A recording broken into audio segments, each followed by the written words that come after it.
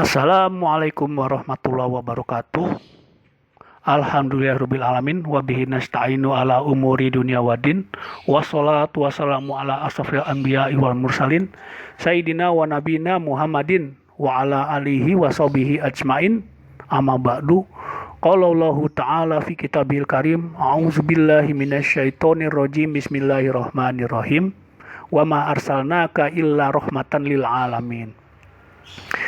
Teman-teman sekalian, bertemu lagi dengan saya Abdurrahman Yusuf di channel Pondok Ngaji, dan saya berharap teman-teman masih diberikan kesehatan oleh Allah, ya kan, masih tetap dalam iman, ya kan, masih tetap dalam Islam, dan alhamdulillah bisa bergabung dalam kajian kita ini. Ya, salawat serta salam juga tidak lupa kita haturkan kepada junjungan kita, ya kan, dan pemandu perjuangan kita, Rasulullah Muhammad SAW. Teman-teman sekalian, saya akan mengangkat saat ini tema tentang perkara syubhat, ya. Syubhat dalam memahami ayat, di mana kan ayat itu harus dipahami baik dari segi makna atau bahkan ketika menafsir ayat itu harus mengikuti tafsiran yang muktabar, seperti tafsirnya Ibnu Katsir, ya kan, tafsir Imam At-Tabari, tafsirnya Imam Al-Qurtubi, gitu kan.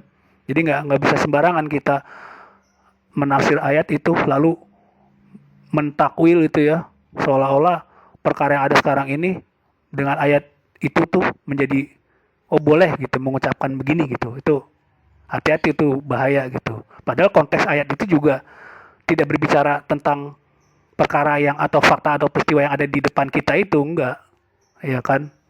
Nah, ini kita akan bahas satu persatu teman-teman, ya. Ayat-ayat yang kadang-kadang dijadikan sebuah pembenaran, ya kan, dari beberapa kalangan untuk menghukumi perkara-perkara yang padahal hakikatnya hukumnya itu bukan seperti itu penunjukannya, ya kan. Hukumnya itu menurut para ulama itu nggak boleh, tapi karena dia memahami ayat ini secara sepotong-sepotong misalkan gitu kan, lalu dia membenarkan itu jadi boleh gitu. Ini berbahaya, makanya harus kita bahas ini. Oke teman-teman, ya, sekarang kita akan bahas pertama yang sangat masyhur, ya, sangat terkenal di bulan Desember. Ya, Desember itu kan biasanya kan terjadi apa namanya itu, silang pendapat, ya. Bolehkah seorang muslim itu mengucapkan selamat, ya kan, selamat Natal kepada orang-orang saudara-saudara kita umat Nasrani, ya kan, baik yang Katolik, Protestan, gitu kan. Kalau saksi Jehovah yang saya tahu dia nggak ada perayaan Natal, gitu kan.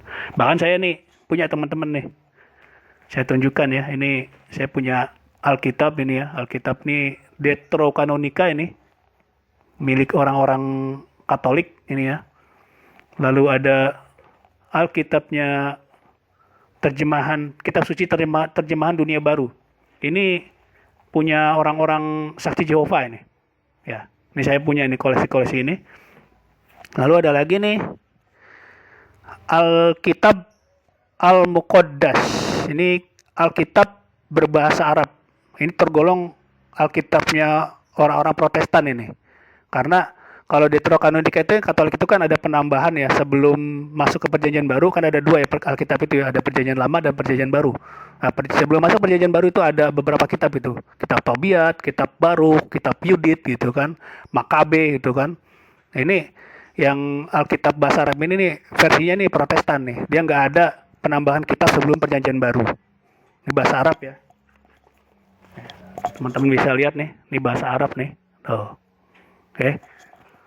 Nah, terus ada lagi saya punya namanya Injil Barnabas. Ini pernah saya bahas nih di channel saya ini, tentang di channel Pondok Bidara menyikapi Injil Barnabas. Ya, silakan teman-teman buka aja di channel saya itu, di video saya tentang Injil Barnabas, untuk menyikapi Injil Barnabas ini seperti apa saya punya. Oke. Jadi, ya, realitas di tanggal 25 Desember itu banyak memang silang pendapat masalah mengucapkan selamat Natal, boleh nggak sih, gitu kan. Ya, pendapat terkuat itu nggak boleh, karena pemahaman bagi kaum muslimin, ya, pemahaman kaum muslimin itu Isa bin Maryam, Isa putranya Maryam itu tidak mati di kayu salib. Yang mati di kayu salib itu adalah muridnya yang berkhianat kepada dia itu. Namanya Yudas Iskariot kalau nggak salah ya. Namanya Yudas Iskariot atau Yahuda Iskarioti. Jadi seperti itu. Dan pemahaman kaum Muslim ya, Nabi Isa itu dia diutus menjadi nabi dan rasul ya kan. Nabi dan rasul itu dia membawa risalah berupa apa? Injil. Dan dia itu bukan salah satu dari 3 oknum. Apa Tuhan Bapa, Tuhan Anak, lalu Roh Kudus, bukan itu. Jadi ya pemahaman Islam itu tidak seperti itu. Bahwasanya ya, Nabi Isa itu dia adalah seorang nabi sekaligus menjadi rasul, membawa kitab bernama Injil, gitu kan. Jadi nggak ada yang namanya kelahiran anak Tuhan, nggak ada dalam apa pemahaman Islam itu. Kalau pemahaman Nasrani ya emang seperti itu gitu kan.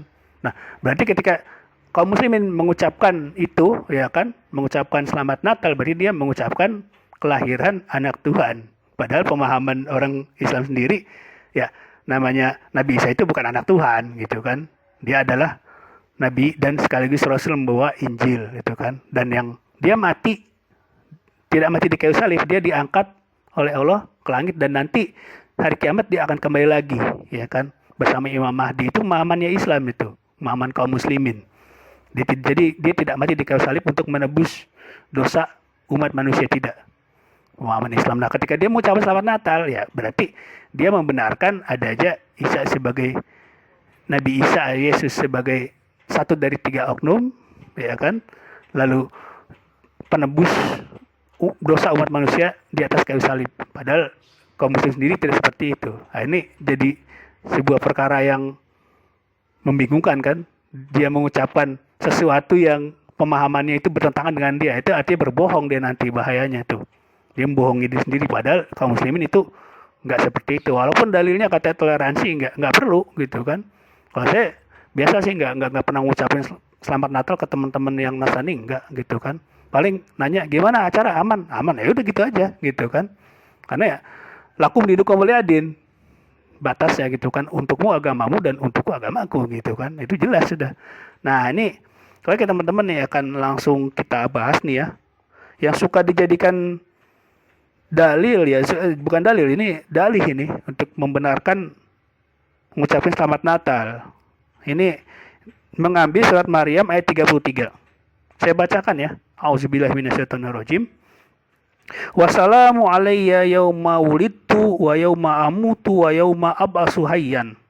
Yang artinya, dan kesejahteraan semoga dilimpahkan kepadaku pada hari aku dilahirkan, pada hari aku meninggal, dan pada hari aku dibangkitkan hidup kembali. Nah, ini.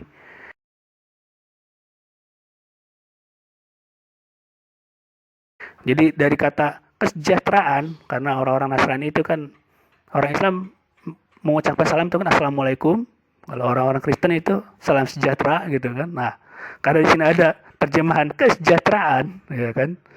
Ya, salam sejahtera, ya kan, semoga dilimpahkan kepadaku, ya kan, kata Nabi Isa tuh.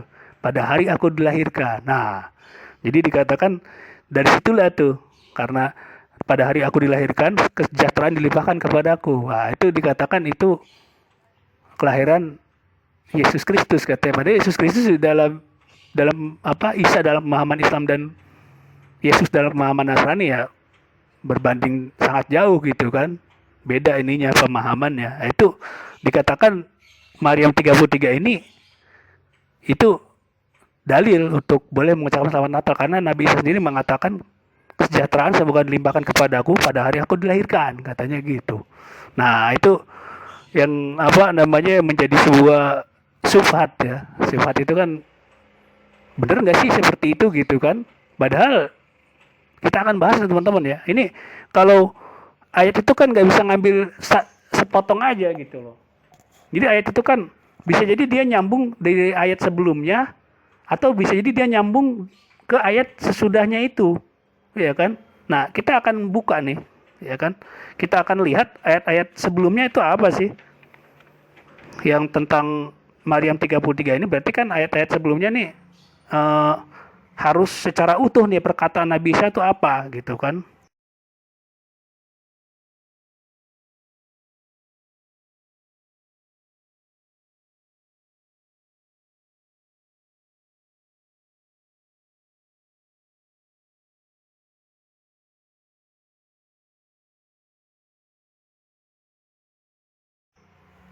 Auzubillahi minasyaitonirrajim. Kita bacakan dari ayat 33 ayat 30 sampai 33 surat Maryam tadi ya.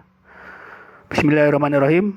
Qala inni Abdullah wa atani alkitaba wa ja'alni nabiyan. Ayat 30.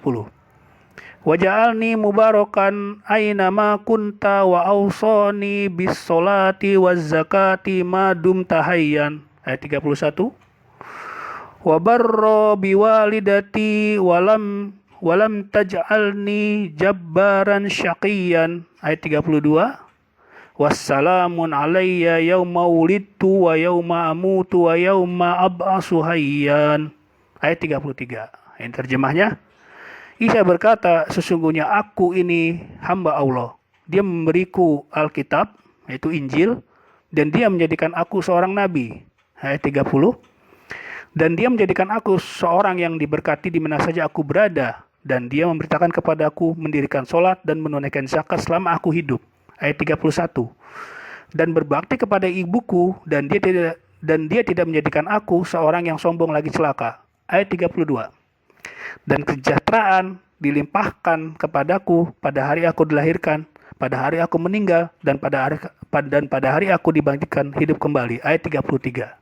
Nah, jadi dari ayat 30 sampai 33 ini ya kan, kalau ditarik sebuah ditarik sebuah inti-intinya itu ada 4 ya. Yang pertama itu ucapan Nabi Isa ya kan, itu semua ucapan Nabi Isa, di mana yang pertama itu beliau sebagai seorang nabi yang diutus dengan membawa wahyu berupa Injil. Beliau mendirikan sholat dan menunaikan zakat ya kan. Lalu yang ketiga, berbakti kepada ibunya dikarenakan beliau memang ditakdirkan lahir tanpa ayah dan beliau pun menghindari sifat sombong ya kan. Lalu yang keempat, beliau dilahirkan dan meninggal serta akan dibangkitkan kembali oleh Allah SWT. Nah, jadi seperti itu. Kalau secara secara runtutan ya, dari ayat sebelumnya itu sampai ayat 33 ya kan. Nah, itu jadi dia itu nabi yang diutus, seorang nabi ya, yang diutus berarti kan nabi dan rasul, membawa risalah berupa Injil, lalu mendirikan sholat, menunaikan zakat, berbakti kepada ibunya karena dia memang dilahirkan tanpa ayah gitu kan, dan menghindari sifat sombong. Karena kan kalau Nabi Isa itu kisahnya itu lebih menekankan pada sifat-sifat zuhud dan tawadu gitu kan. Dan dia dilahirkan ya, dan meninggal serta dibangkitkan kembali dan akan dibangkitkan kembali oleh Allah SWT. Jadi seperti itu, tidak ada satupun di situ pernyataan Nabi Isa itu satu dari tiga oknum Tuhan. Tuhan Bapa, Tuhan Anak atau Roh Kudus, tidak ada itu. Ya kan, dan dia tidak mati di kayu salib gitu kan. Nah, ini dia bertentangan dengan Islam kalau dikatakan ini ayat 33 surat Maryam ini dikatakan kebolehan mengucapkan selamat Natal, sementara esensi Natal itu kan Yesus itu, Nabi Isa atau Yesus itu sebagai oknum Tuhan gitu kan, dan mati di kayu salib untuk menebus kesalahan manusia, menebus dosa manusia. Itu seperti itu doktrin Nasrani. Kalau Islam nggak seperti itu. Jadi ketika mengucapkan selamat Natal itu sebenarnya membenarkan akidah sebenarnya bertentangan dengan selamat ya kan, kelahiran itu kan jelas. Sementara pemahaman Islam sendiri nggak seperti itu gitu kan. Jadi jangan membohongi diri lah istilahnya kan gitu kan. Ya kalau saya sih nggak nyebut itu ke teman-teman yang Nasrani, dan teman-teman Nasrani juga tahu lah, ngerti gitu kan. Apa sih namanya toleransi itu kan, intinya kan tahu sama tahu gitu kan, bukan menyeberangkan iman, bukan.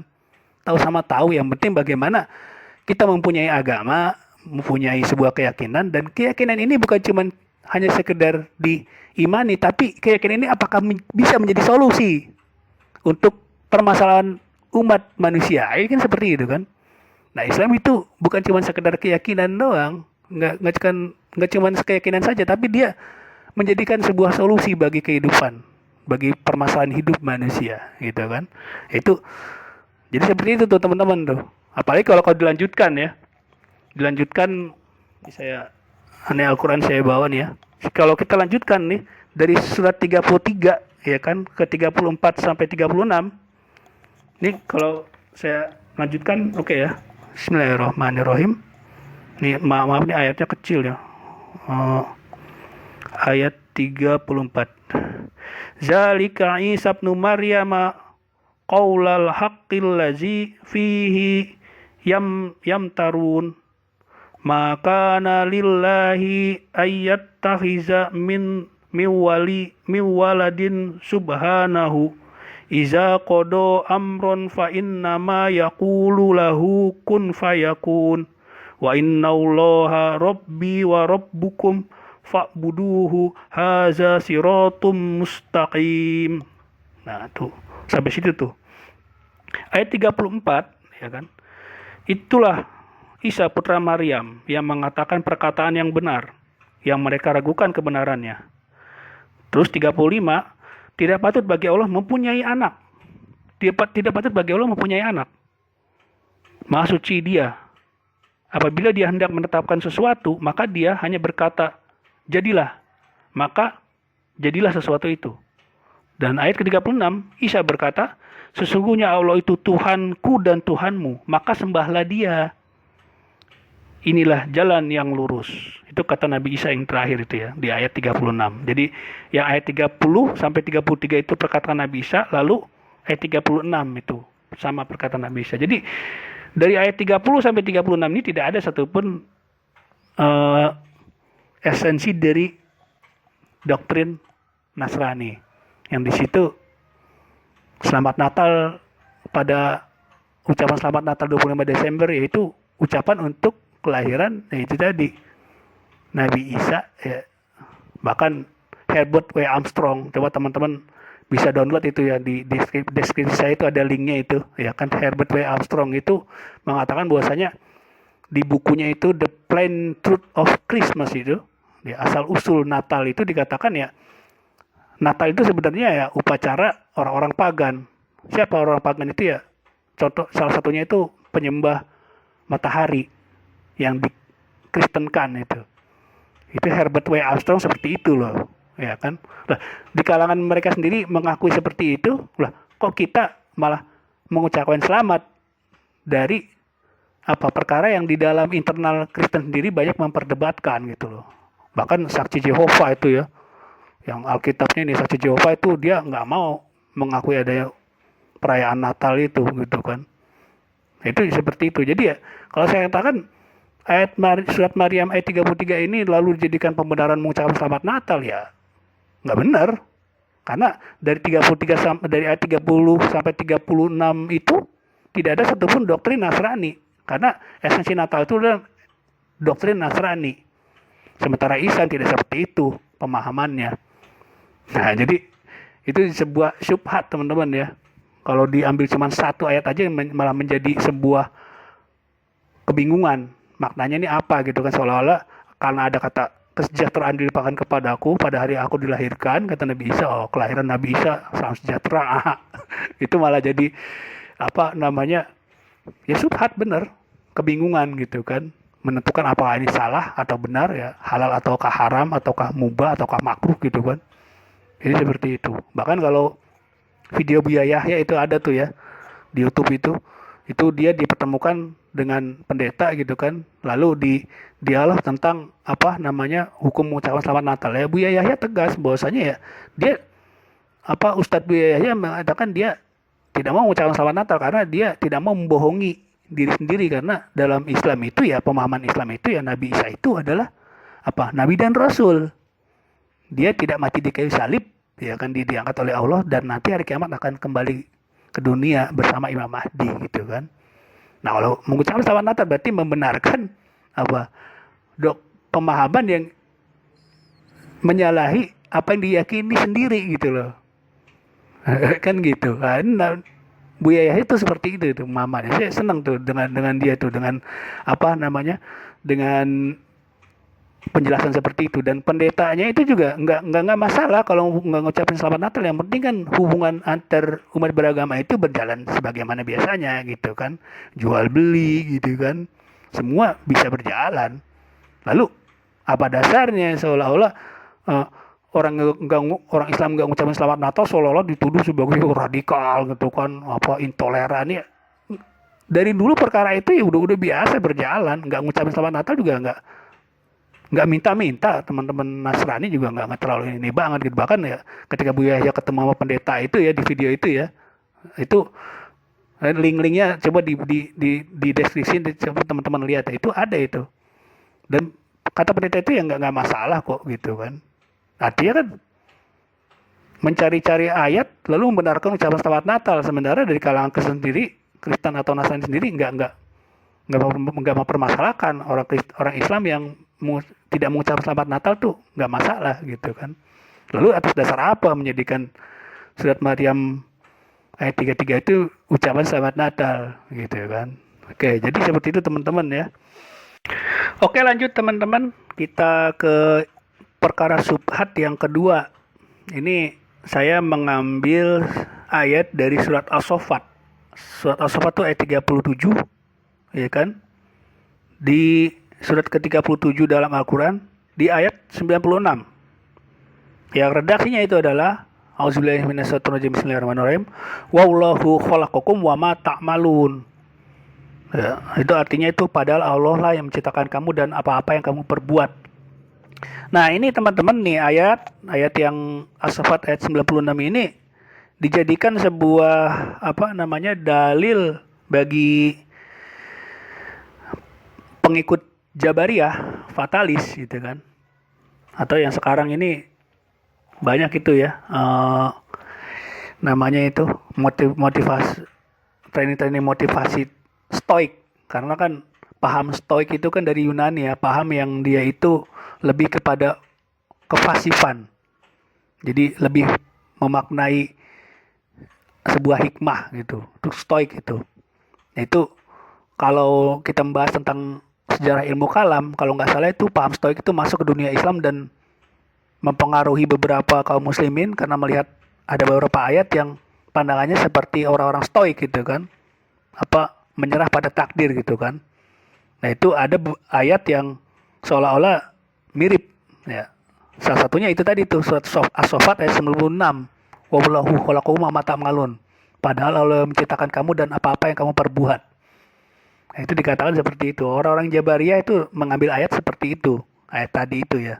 Ayat-ayat yang yang seolah-olah mengkondisikan manusia itu menerima takdir gitu kan, tidak punya pilihan sama sekali, bagaikan bulu yang terbangkan. Itu orang-orang Jabariyah itu. Nah, itu sebetulnya ya ayat ini ya nggak cuman satu ayat aja yang kita bisa ambil gitu kan, wallahu khalaqakum wa ma ta'malun saja gitu kan. Kembali lagi ya pembahasan saya tadi kan, kita kalau satu ayat itu nggak bisa cuman satu itu aja, pasti akan mengambil sebelum atau sesudahnya, apakah masih nyambung apa enggak gitu. Nah, coba teman-teman lihat ya di tampilan layar itu ya.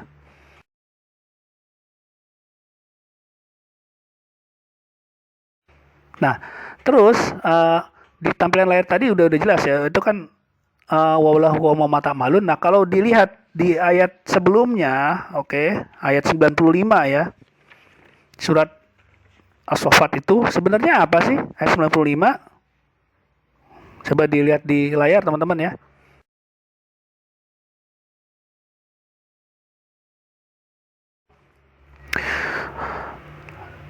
Ini saya bacakan. Auzubillahi minasyaitonirrajim, bismillahirrahmanirrahim. Qala atabuduna ma tanhitun, ayat 95. Wallahu khalaqakum wa ma ta'malun, ayat 96.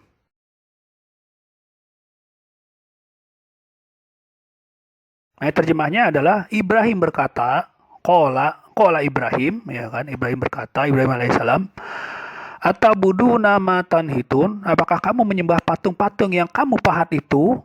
Berhala ini ya. Ayat 95 tuh. Lalu wallahu khalaqakum wa ma ta'malun, padahal Allah lah yang menciptakan kamu dan apa-apa yang kamu perbuat itu, yang memahat itu tadi. Ayat 96. Jadi ini As-Saffat ayat 96 ini di Al-Qur'an juga ada ya. Ini di Al-Qur'an juga ada ini. Coba teman-teman baca, itu dua ayat saling bersambung itu. Dari Ibrahim berkata, apakah kamu menyembah patung-patung yang kamu pahat itu? 96-nya, padahal Allah yang menciptakan kamu dan apa yang kamu perbuat itu. Nah, jadi ya jelas bahwasanya ya, Kalau mengambil cuma ayat 96, maka akan terkesan seolah-olah manusia itu ya udah apa yang dia pilih dan apa yang keterpaksaan ya kan atau pilihan itu takdir semua gitu kan, sebagaimana saya membuat konten video ini takdir gitu loh. Ya kan? Saya membunuh orang itu takdir gitu. Terus apa lagi? Eh, saya sholat itu takdir. Karena ya kita sholat Allah menciptakan perbuatan kita itu bukan malah jadi seperti itu. Padahal kalau di masih nyambung di ayat sebelumnya itu ternyata perkataan Nabi Ibrahim untuk mendakwai kaumnya. Qala atabuduna matan hitun.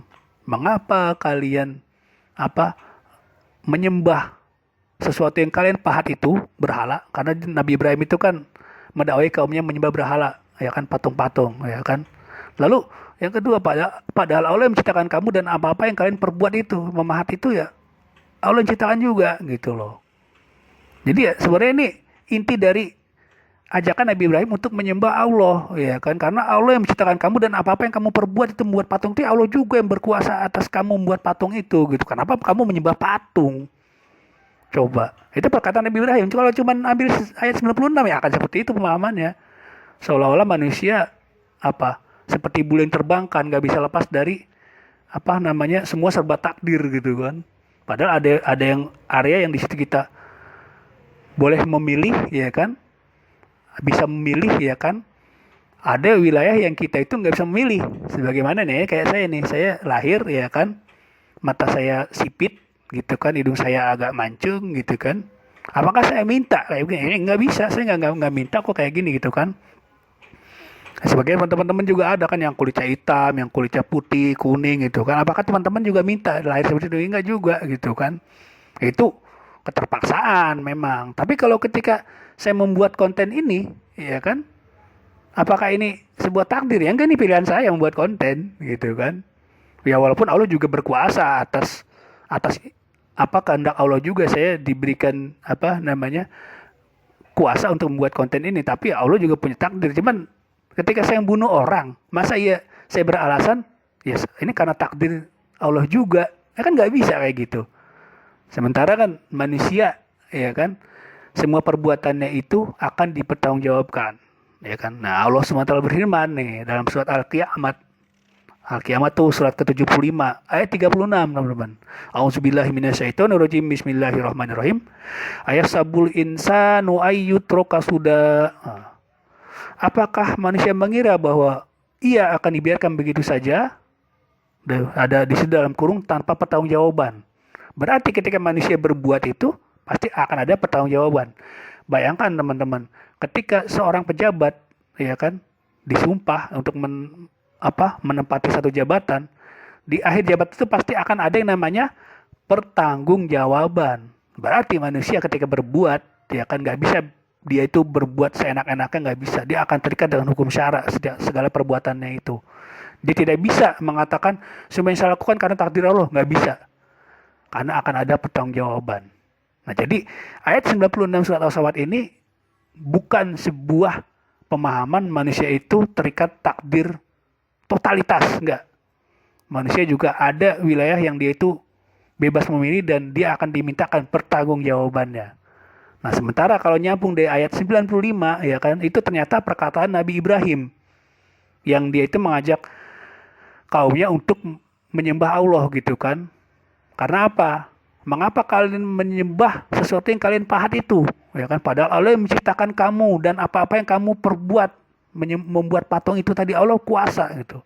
Kok kamu menyembah patung? Nah, itu. Kalau cuman ayat 96 kalau cuman mengambil ayat 96 doang itu menjadi subhat, bahaya. Gitu kan? Bisa-bisa nanti orang mengatakan saya maksiat karena takdir. Karena Allah yang menciptakan perbuatan saya. Perbuatan maksiat saya enggak bisa, bahaya. Manusia akan ada pertanggungjawaban. Oke, teman-teman, tuh masalah subhat yang kedua, teman-teman. Ya kan, itu baru yang pertama tadi surat Maryam surat 19 ayat 33, ya kan? Yang dijadikan pembenaran kebolehan mengucapkan selamat Natal gitu kan. Nah, yang kedua ini tentang perkara paham serba takdir gitu kan. Mengambil surat As-Saffat ayat 96, ya kan? Oke, nanti kita lanjut lagi. Oke, lanjut lagi teman-teman ke perkara syubhat yang ketiga. Saya ambil contoh-contoh yang 4 contoh saja lah gitu kan. Nah, ini syubhat yang ketiga yang ini menjadi sebuah pembenaran atas sebuah perkara nikah mut'ah atau kawin kontrak. Nikah yang di situ dibayar upahnya dan berjangka waktu. Tuh. Ini saya mengambil karena mereka yang biasanya membolehkan mut'ah itu ya pasti dia akan mengambil redaksi ya, surat An-Nisa ayat 24. Nah, surat An-Nisa ayat 24 yang redaksinya adalah Auzubillahi minasyaitonirrajim, bismillahirrahmanirrahim.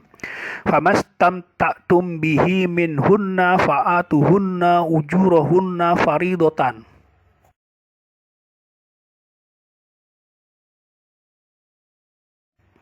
Maka istri-istri yang telah kamu campuri atau nikmati di antara mereka, berikanlah kepada mereka maharnya dengan sempurna sebagai sebuah kewajiban. Al-Quran Surat An-Nisa ayat 24. Nah, ini oleh sebagian kalangan, ya kan, terutama kalangan Syiah Imamiyah, karena Syiah itu kan ada yang Zaidiyah, ya kan, ada yang Imamiyah, itu apa tuh namanya, Syiah Isna Asyariyah, Syiah imam yang menunggu imam ke-12 itu kan. Syiah yang menunggu Mahdi Al-Muntazar katanya dari kalangan mereka itu. Itu dikatakan ya ayat ini ayat tentang mut'ah gitu kan, surat An-Nisa ayat 24 ya kan. Karena di situ tertulis jelas, ini kata mereka nih, tertulis jelas bahwasanya ada kata istamta'tum ya kan, istamta' yaitu bersenang-senang atau menikmati gitu kan. Lalu ada kata di situ ujurahunna yang diterjemah bebas oleh mereka itu sebagai upah untuk perempuan yang sudah dinikahi itu tadi. Ya kan? Ya itu seperti itu mereka ngambil. Saya punya itu namanya kitab Fikih Imam Ja'far Shadiq. Itu ada pengarang penulisnya itu Muhammad Jawad Mukniyah. Penerbitnya itu PT Lentera Basri Tama. Itu ada dua ya. Jadi ada ada Lentera Hati, itu biasanya menerbitkan karyanya Ustadz Quraisy Shihab. Itu kan seperti Tafsir Al-Mizan gitu kan. Nah, itu bukan Tafsir Al-Mizan, saya lupa. Tafsir Al-Misbah. Maaf lupa ya. Tafsir Al-Misbah itu penerbit Lentera Hati itu. Nah, ada lagi Lentera Basri Tama. Itu penerbitnya itu rata-rata buku-buku Syiah diterbitkan dari sana. Nah, itu saya beli buku itu ya. 3 jilid itu tebal tuh, 3 jilid. Itu fikih Imam Ja'far As-Shadiq. Itu dikatakan fikihnya, fikih orang-orang Syiah merujuk katanya ke fikih Imam Ja'far As-Shadiq. Di jilid ketiga itu ada bab tentang mut'ah. Nah, ketika bab tentang mut'ah langsung mengutip ayat itu tadi. Famastamta'tum bihi minhunna fa'atuhunna ujurahunna. Nah, mereka katakan seperti itu. Istamta itu bersenang-senang gitu kan. Menikmati. Lalu ujurahuna itu apa? Upah, ya kan? Padahal kalau melihat Al-Qur'an itu kan surat An-Nisa ayat 24 itu tadi ya, itu bukan ujur, itu bukan sebuah upah, tapi di situ ditulis sebagai mahar gitu kan. Mahar atas pernikahan. Maaf nih, nih surat An-Nisa ayat 24 itu kan. Nah, terus ya di kalangan mereka yang membolehkan nikah mut'ah itu menguatkan bacaan itu tadi ya, ayat itu tadi ayat 24. Jadi ayat 24 ini ayat yang istilahnya satu ayat yang panjang gitu kan. Bahkan menyambung di ayat sebelumnya tuh ayat 23 gitu kan. Ayat 23 itu berbicara tentang orang-orang yang haram dinikahi, perempuan-perempuan yang haram dinikahi itu. Terus di ayat 24 masih sama perkara itu. Lalu di bagian-bagian tengah ke belakang dari ayat 24 tuh, itu diambil tuh. Cuman itu tadi, satu kalimat itu tadi tuh. Famastamta'tum bihi minhunna fa'atuna hujurahunna faridatan. Ya kan, padahal 24 itu panjang ayatnya itu kan, diambil cuman separuh aja gitu kan. Lalu mereka mau menguatkan pendapat mereka tadi ayat 24 surat An-Nisa itu tadi dengan qiraatnya riwayat dari Ibnu Abbas, ya kan? Sebagaimana bacaan, qiraat itu bacaan ya. Bacaannya itu Mas'ud dan Ubay bin Ka'ab itu. Dari Ibnu Abbas, ya kan? apa bacaannya itu, baca versi bacaannya sahabat-sahabat ini ya.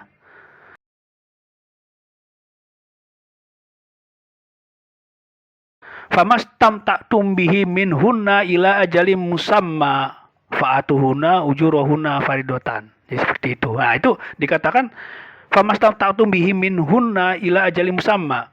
Artinya, maka istri-istri yang telah kamu nikmati di antara mereka hingga batas waktu yang telah ditentukan bersama. Ila ajalim musamma. Jadi nikah yang bersenang-senang ya kan, menikmati bersenang-senang, terus mendapatkan upah, lalu berjangka waktu ya kan, ditentukan waktunya secara bersama ya, ila ajali musamma gitu kan. Nah, jadi mereka mengatakan seperti itu dari serpian ayat 24, lalu menguatkan kiroatnya itu Mas'ud Ubay bin Ka'ab berdasarkan hadisnya Ibnu Abbas ya kan, famastamta'tum bihi min hunna ila ajali musamma ya kan.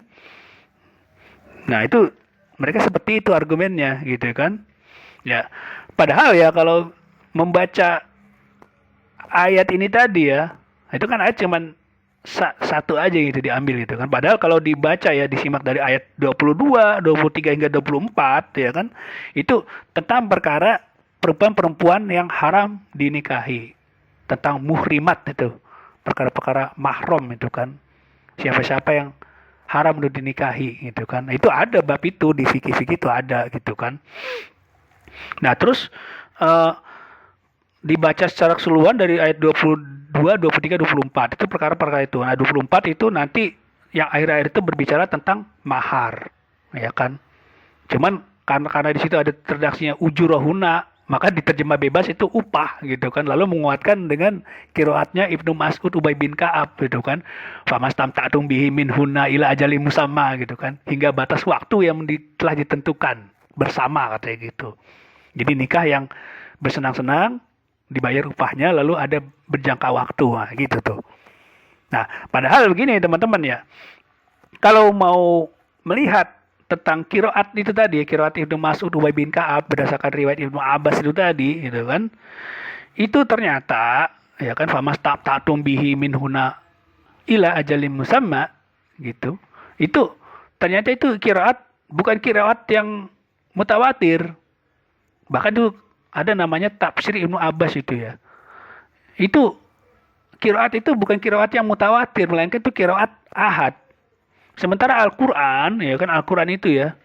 Ini Al-Quran ini kan bagian dari akidah Islam, gitu kan. Akidah itu menurut para ulama itu harus dibangun dari dalil-dalil yang mutawatir.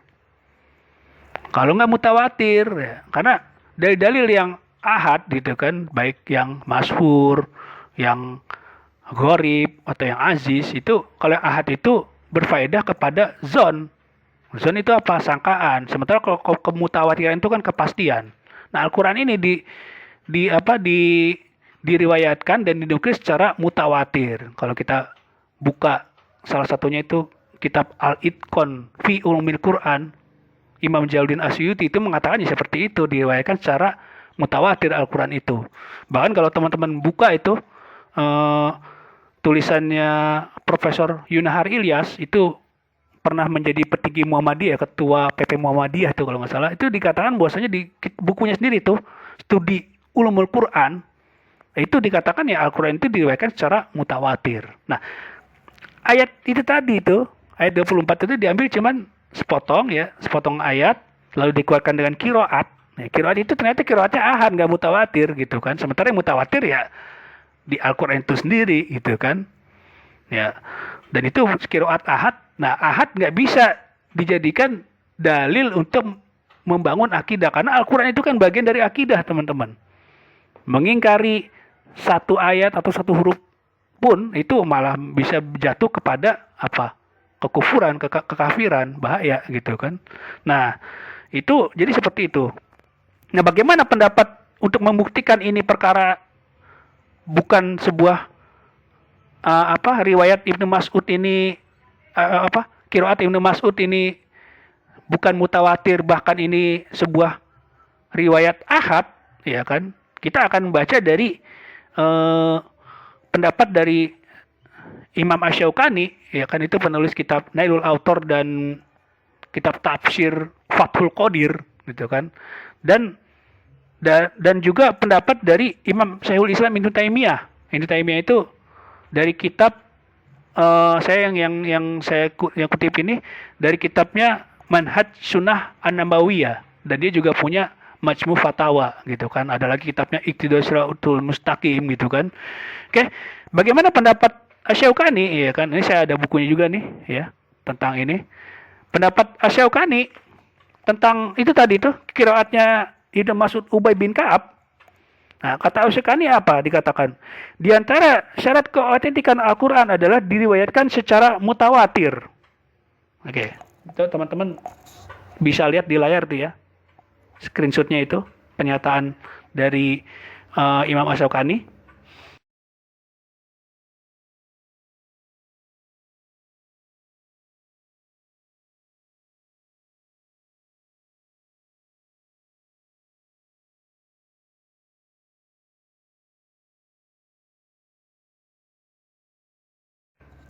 Nah, di antara syarat keautentikan Al-Quran adalah diriwayatkan secara mutawatir, ya kan? Jadi bacaan ini, ya bacaan dari siapa tuh kiroatnya itu tadi, bacaannya Ibnu Mas'ud Ubay bin Ka'ab itu tadi, nah, bukanlah Al-Quran, gitu kan? Dan bukan pula as-sunnah karena riwayatnya adalah sebagai Al-Quran. Nah, jadi riwayat Al-Quran itu sendiri secara mutawatir itu adalah surat An-Nisa ayat 24. Nah, sementara bacaan ini bukan Al-Quran dan bukan sunnah kata Imam Asy-Syaukani, ya kan? Nah, sehingga ia hanya tafsiran terhadap ayat tersebut. Jadi hanya segala tafsiran terhadap ayat tersebut. Tidak bisa dijadikan hujjah. Nah, kalau hujjah dalam perkara ahad, hujjah akidah dalam perkara ahad, sebagaimana tadi qiraatnya itu Mas'ud Ubay bin Ka'ab itu tadi, itu nggak bisa dijadikan hujjah. Karena Al-Quran itu adalah bagian dari akidah. Meyakini Al-Quran itu bagian dari akidah. Ya, nah itu, jadi seperti itu hanyalah tafsiran. Saya ulangi ya. Di antara syarat keautentikan Al-Quran adalah diriwayatkan secara mutawatir, ya kan? Jadi bacaan ini, ya kan, qiraat ini bukanlah Al-Quran dan bukan pula as-sunnah karena riwayatnya adalah sebagai Al-Quran. Sehingga ia hanyalah tafsiran terhadap ayat tersebut. Terhadap ayat tersebut dan tidak bisa dijadikan hujjah. Nah, hujjah dalam perkara apa? Akidah, karena Al-Quran itu kan bagian dari akidah Islam, gitu kan? Baik yang muhkamat ataupun mutasyabihat. Nah, itu dari Imam Asy-Syaukani. Ya kan, itu nggak mutawatir itu. Berarti lawannya mutawatir apa? Dalam usul fikih ahad. Nah, ahad nggak bisa dijadikan perkara akidah karena Al-Quran itu bagian dari meyakini Al-Quran adalah akidah Islam. Ya, oke. Lalu bagaimana pendapat Imam Ibnu Taimiyah? Ya kan, beliau rahimahullah berkata, ya kan, teman-teman coba dilihat di layar dulu ya, itu ada tuh screenshot kitabnya Manhaj As-Sunnah Nabawiyah nih yang saya kutip dari Ibnu Taimiyah. Oke, lihat dulu ya.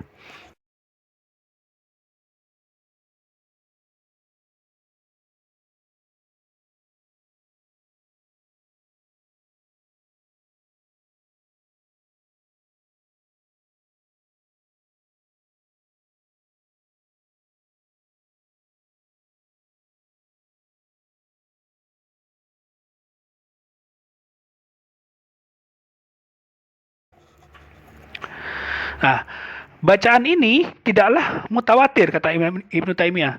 Bacaan ini tidaklah mutawatir. Maksimal ia seperti riwayat-riwayat ahad. Nah, coba ka'ahbaril ahad. Ya kan, sebagaimana maksimal ia sebagaimana riwayat-riwayat ahad, ka'ahbaril ahad. Nah, ya kan? Kami tidak mengingkari bahwa nikah mut'ah dihalalkan di awal-awal Islam. Ya kan? Akan tetapi kalimat yang ada dalam Al-Quran secara tegas memang hanya itu, ya kan? Maksudnya tidak ada tambahan lafaz sampai batas waktu yang sudah ditentukan. Tidak ada lafaznya itu ila ajali musamma, nggak ada. Bahkan, nah itu jadi seperti itu. Imam Ibnu Taimiyah mengatakan ini maksimal ia sebagaimana riwayat-riwayat ahad. Jadi Ibnu Taimiyah mengatakan itu riwayat ahad. Riwayat dari Ibnu Mas'ud Ubay bin Ka'ab. Nah, riwayat ahad itu nggak bisa dijadikan untuk membangun akidah karena Al-Quran itu, ya kan, Al-Quran ini adalah bagian akidah dari kaum muslimin. Yang pertama adalah iman kepada Allah, ya kan, iman kepada malaikat, ya kan, iman kepada kitab-kitab, ya kan, baik yang kitab yang terdahulu, ya, Taurat, Zabur, Injil, lalu Al-Qur'an, ya kan, Al-Qur'an ini ada di tangan kita ini, ya kan, ini menjadi keyakinan kita. Dan riwayat-riwayat, ya, bacaan-bacaan yang itu menyelisih bacaan yang ada di Al-Qur'an ini, itu riwayatnya nggak sampai mutawatir. Kalau diadopsi, riwayat ahad itu tadi, ya kan, itu malah menyalahi akidah, menyalahi Al-Quran ini sendiri. Lalu iman kepada Nabi dan Rasul gitu kan. Yang kelima itu iman kepada hari kiamat. Lalu yang keenam adalah iman kepada takdir. Ya, takdir Allah baik dan buruk itu dari Allah. Ada yang menulisnya itu iman kepada qada dan qadar Allah gitu kan. Itu jadi seperti itu. Nah, itu jadi seperti itu teman-teman ya.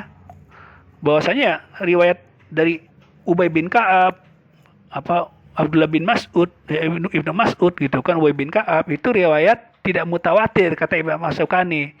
Bahkan kata Imam Ibnu Taimiyah dikatakan bahwasanya itu sebagaimana riwayat-riwayat ahad, tidak sebagai riwayat Al-Qur'an yang mutawatir. Jelas sudah. Jadi bahwasanya ya khabar ahad tidak bisa dibangun untuk memperkuat perkara akidah. Harus dibangun dari perkara-perkara yang mutawatir. Ya jelas ya itu. Nah ini jadi perkara syubhat itu jadinya itu. Yang mengambil ayat 24 surat An-Nisa hanya satu kalimat saja, ya kan? Lalu menguatkan dengan qiraat Ibnu Mas'ud dan Ubay bin Ka'ab dari Ibnu Abbas yang itu riwayatnya ternyata riwayat ahad, ya kan? Nggak mutawatir gitu kan, menyelisih Mushaf Utsmani sendiri gitu kan. Nah, itu menjadi syubhat. Karena riwayat ahad dijadikan dalil akidah itu malah menjadi syubhat nantinya gitu kan. Bukan berarti menolak. Kalau hadis-hadis tentang sifat juga banyak juga yang tentang hadis-hadis ahad yang membahas sifat-sifat Allah ada juga gitu kan. Itu nanti ada pembahasan sendiri. Nah, kalau itu jadikan menyisi Al-Quran, qiraat yang ahad itu tadi, itu nggak boleh. Malah jadi syubhat nanti gitu. Apalagi dari Al-Qurannya sendiri ayat 24 diambil cuman ya sepenggal aja gitu. Nggak nyambung di ayat 22, 23, 24. Jadi seperti itu perkara syubhat juga tuh. Oke, nanti kita lanjut. Oke, yang terakhir teman-teman. Yang terakhir ini ya. Kita akan mengambil ada syubhat yang lain yang sebetulnya tuh ini ada ya sebuah kalimat balighuhanni walau ayat, sampaikanlah walaupun satu ayat. Oke, ini ada perkara yang ini bisa menjadi syubhat juga. Salah satunya apa? Mengambil surat Al-Ma'un ayat keempat yang redaksinya adalah fawailul lil musallin. Nah itu, maka kecelakaanlah bagi orang-orang yang sholat, tanya begitu. Nah itu tanpa melanjutkan ke ayat-ayat berikutnya, gitu. Padahal masih ada lanjutannya. Kalau cuma ngambil ayat keempat doang itu bahaya. Seolah-olah menggambarkan orang-orang yang sholat itu celaka. Fawailul lil musallin, sampaikanlah walaupun satu ayat. Fawailul lil musallin. Celakaanlah bagi orang sholat dong, nggak usah sholat, bahaya itu. Syubhat itu. Padahal masih nyambung di ayat sebelumnya. Apa ayatnya yang menyambungnya itu apa? Allazina hum an sholatihim sahun, ya kan? Allazina hum yura'una wa yamna'unal ma'un. Nah, apa yang dimaksud sholat yang celakalah orang sholat itu? Maksudnya adalah ayat kelima, maka kecelakaanlah bagi orang yang sholat, yaitu orang-orang yang lalai dari sholatnya. Lalai, maksudnya menunda waktu sholat. Ayat yang kelima tuh, ya kan? Lalu ayat yang keenam, orang-orang yang berbuat riya. Allazina hum yura'un. Orang-orang berbuat riya, ya kan? Lalu wayamna'unal ma'un. Dan orang-orang yang enggan menolong dengan barang yang berguna. Enggak pernah menolong orang-orang. Coba. Jadi surat Al-Ma'un ayat 4 sampai 7 tuh harus nyambung. Apalagi itu kan ayatnya kan suratnya itu kan pendek gitu kan. Itu apa? Ara'aital lazi auzubillahi bismillahirrahmanirrahim. Ara'aital lazi yukadzibu biddin fazalikal lazi yad'ul yatim wala yahuddu ala ta'amil miskin fawailul lil musallin allazina hum an salatihim sahun allazina hum yura'una wa yamna'unal ma'un. Jadi harus nyambung. Bukan cuma satu ayat tapi satu surat itu harus nyambung dan itu bisa dijelaskan. Kalau cuma ayat 4 doang itu bahaya. Nanti orang pada nggak mau sholat nanti celaka katanya. Jadi ya seperti itu teman-teman ya, beberapa subhat yang sengaja saya angkat, ya kan? Karena ini beredar di masyarakat ya, beberapa ayat-ayat ini diangkat gitu kan, menjadi pembenaran sebuah pemahaman yang salah gitu kan. Dipahami secara salah lalu diangkat-angkat. Padahal kan ayat itu ada tafsirnya juga gitu kan, bahkan bisa jadi ayat itu masih nyambung di ayat-ayat sebelumnya atau ayat sesudahnya gitu. Nah kalau cuma satu ayat doang yang diambil atau cuma serpihan ayat sebagaimana An-Nisa ayat 24 itu tadi, ya itu malah diperkuat dengan qiraat yang ahad itu tadi. Nah itu malah menjadi sebuah pembenaran yang aneh-aneh gitu kan. Nah ini yang bisa saya angkat teman-teman, untuk konten saat ini, tentang konten saya saat ini ya, tentang syubhat atas pemahaman ayat Al-Quran. Ya teman-teman, jadi ada 4 yang saya angkat, tentang Maryam ayat 33, lalu Quran surat An-Nisa ayat 24, lalu tentang surat As-Saffat ayat 96, ya kan? Lalu tentang Al-Maun ayat 4. Jadi yang bisa saya angkat untuk konten saat ini, ya alhamdulillah teman-teman ya udah mau duduk bareng di sini menyimak ulasan saya tentang syubhat pemahaman ayat. Ya mudah-mudahan juga teman-teman juga bisa paham, ya kan, bisa menerima, ya kan, bahwasanya kita memahami ayat Al-Quran itu gak bisa sembarangan gitu kan, gak bisa hanya sekedar pemahaman sepihak gitu kan. Oke teman-teman, alhamdulillah masih diberikan kesehatan oleh Allah SWT. Kita semua panca indera kita masih bisa masih bisa berfungsi semua, ya kan. Bagi yang sakit, bersabarlah, karena kalau kita bersabar, sikap bersabar kita akan menjadi pahala yang mengalir. Kurang lebih mohon maaf teman-teman atas yang sudah saya sampaikan, ya, yang salah datang dari saya, yang benar datang dari Allah SWT. Dan mari kita tutup dengan doa kafaratul majlis. Subhanakallahumma wa bihamdika asyhadu an la ilaha illa anta astaghfiruka wa atubu ilaik. Assalamualaikum warahmatullahi wabarakatuh.